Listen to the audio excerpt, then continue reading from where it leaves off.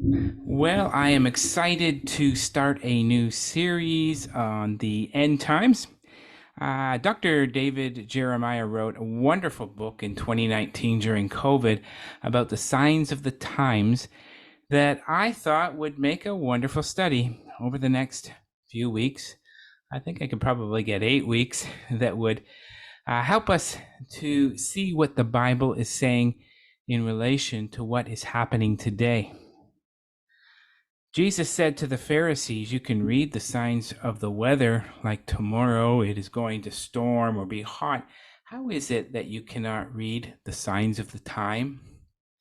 People are always fascinated with prophecy, especially prophecy from the Bible that tells us where we are heading. So Jesus commanded us to keep our eyes open and understand these times that we live and what God is up to and where we are heading in accordance to his established written word. So the question I have is, how many would say we are living in a troubled world right now? I don't think there'd be too many hands that are down. How many would say God was not prepared for this and had no idea it would turn out like this? No, God knows, and he put it in his word. Nothing is random with God. For his children, we can understand what is happening and where we are eventually going.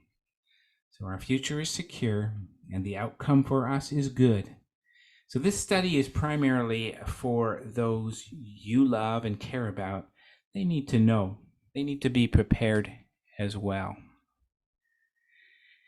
Israel, Europe, Russia, Babylon, America are 5 nations at play in this end time prophecy in the Bible.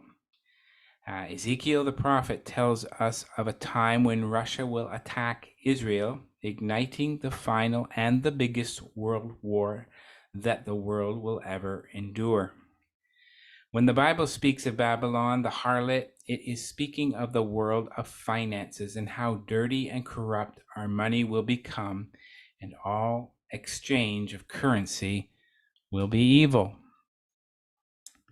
Well, May 14th, 1948, Jewish leader David Ben-Gurion at 4 p.m. proclaimed at the Tel Aviv Art Museum that Israel is now the sovereign state of the Jewish people, and from this day forward will be known as the State of Israel.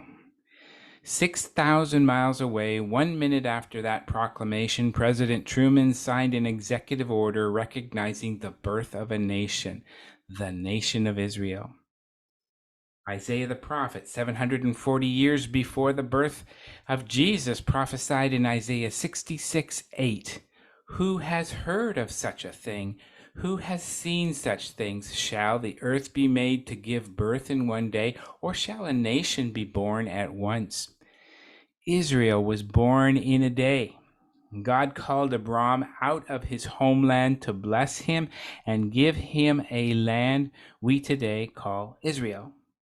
So God told us to keep our eyes on Israel to be able to see his divine time clock and virtually what he is up to.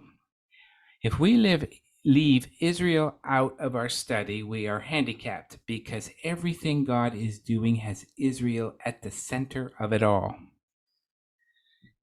God has told us out of Abraham, he will make him a great blessing. Those that bless Israel will be blessed, and those that curse Israel will be cursed.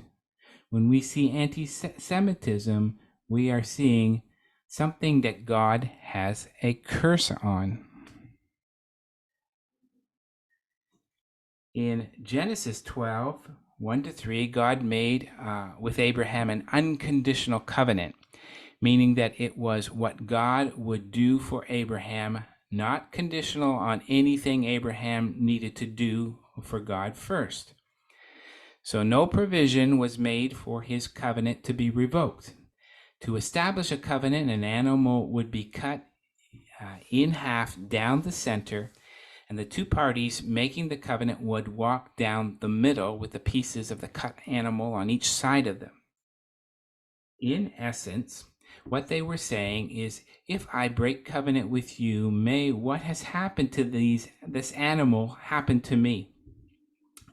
In Genesis 12, 1-3, we see that God sent a smoking oven and a burning torch between the divided animals independent of Abraham, signifying he was making a covenant with himself, and he would fulfill it in his name and in his time. So the first covenant made was an unconditional covenant that was not subject to ever being changed or revoked, because it did not depend on man only, God, and he never changes. Only God, and he never changes. The second covenant is a personal covenant. God promises to bless Abraham in Genesis 12:2, and I will bless you and make you a great nation. God blesses Abraham 11 times using the personal pronoun you. So wherever Abraham would go, whatever he put his hand to, God would bless. All his possessions, his flocks, his herds. He would become extremely wealthy, and he would be respected and have a great name among the nations. He would be a powerful leader and highly respected and feared throughout the land. God then said to Abraham, I will make you a great nation. Israel today, not huge in size, but is one of the most recognizable nations in all the world and one of the most sought after states in all the world, mostly by Arabs. So when we hear in the news that Israel is in the news again, we are actually seeing with our own eyes the promise God made Abraham, that I will make you a great nation. Great in the sense that the whole world has their eyes on Israel. And Israel has never fully possessed the land God had originally given it. Always at war with Lebanon, Syria, Iraq, Saudi Arabia, but that never changed the promise of God. If they have not yet possessed it, that just means that the prophecy is yet to be fulfilled. Israel is to come into the fullness of possessing their land. A reciprocal covenant, and this is where it gets exciting. I will bless those who bless you, and I will curse him who curses you. Genesis 12:3. Every nation that has come against Israel, it has been noted that what they did to Israel, the Lord brought them down the same way. Zechariah says, when someone touches Israel, they basically are poking God in the eye, touching the apple of God's eye.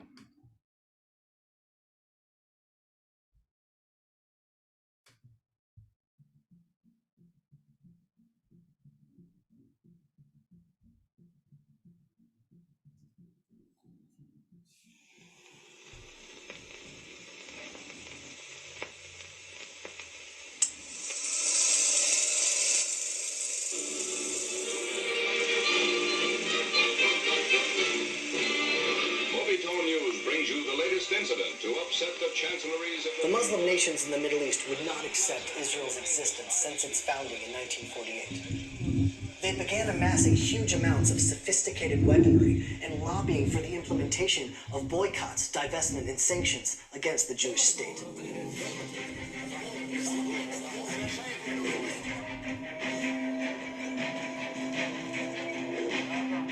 On the 15th of May, 1967, on Israel's Independence Day, a 3-week period began, which was one of the most tense and fearful periods in Israel's history.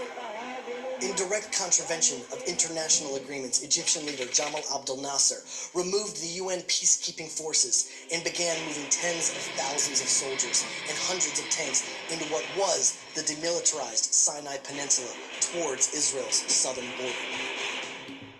Egypt also blockaded the Straits of Tiran, an open international waterway which was essentially a declaration of war.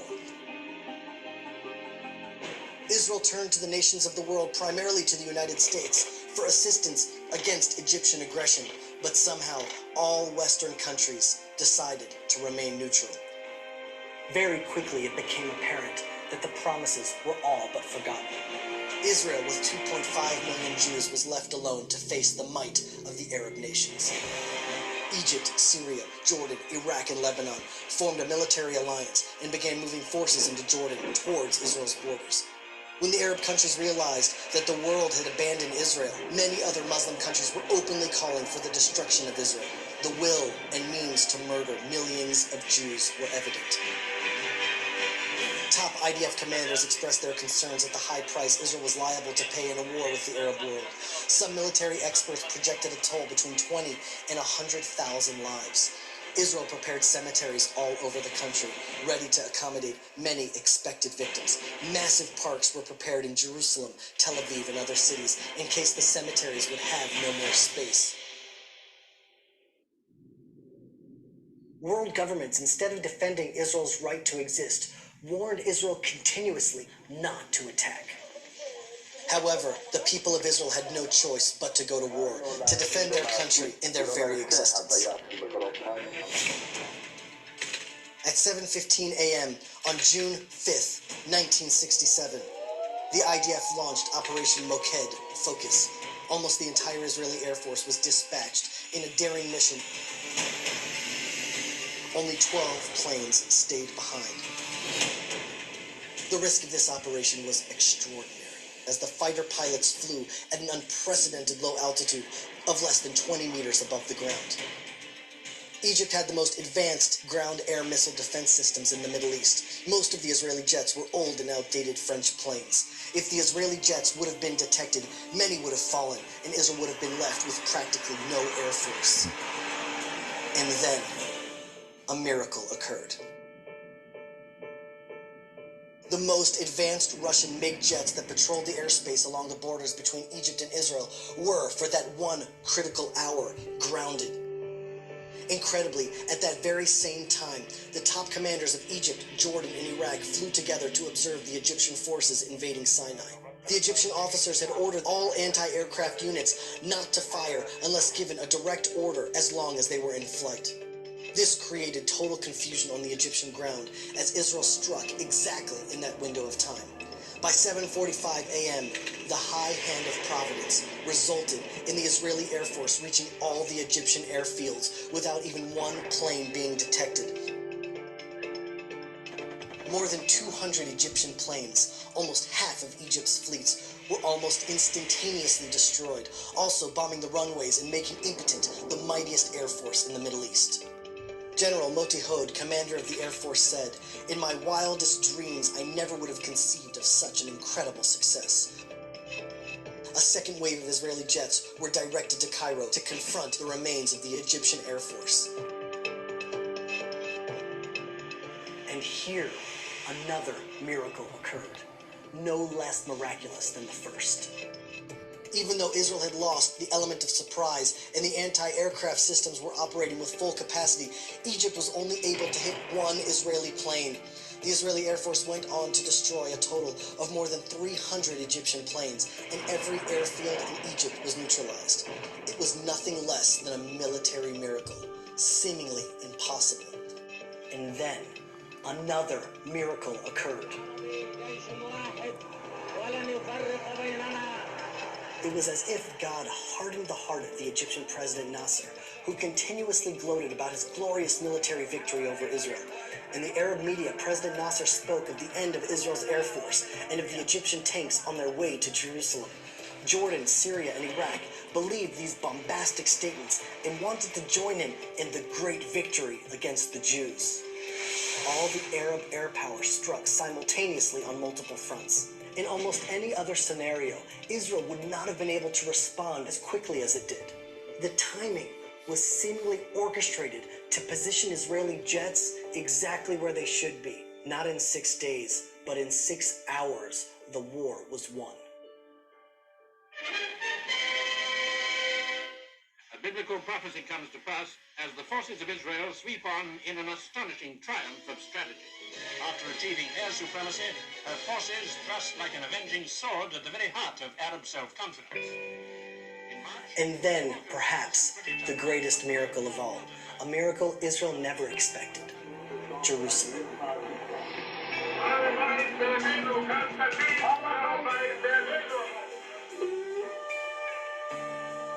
Again, it seemed as though it was a divine appointment in time. Jerusalem was to be restored to the Jewish people. After 2,000 years,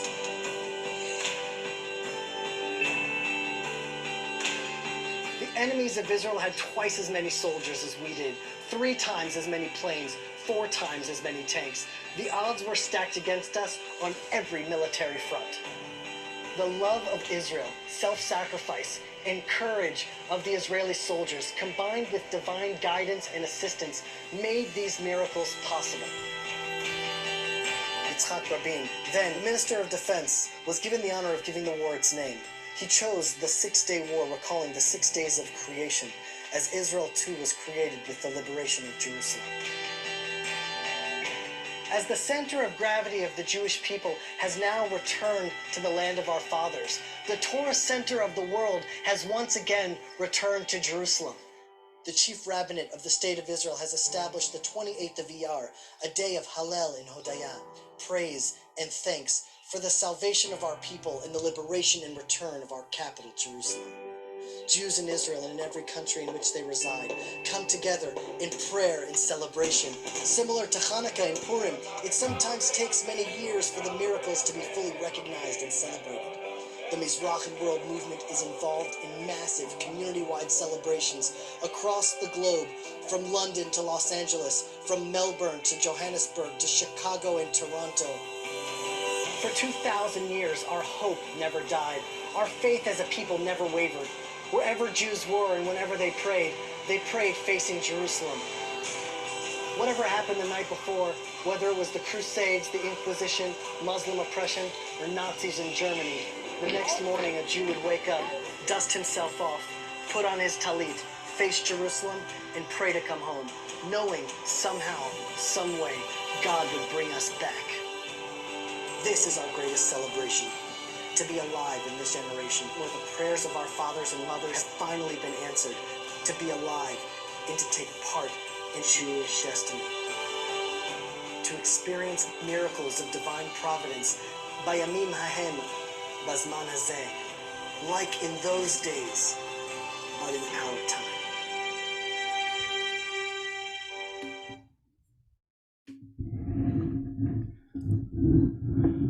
Genesis 12:3.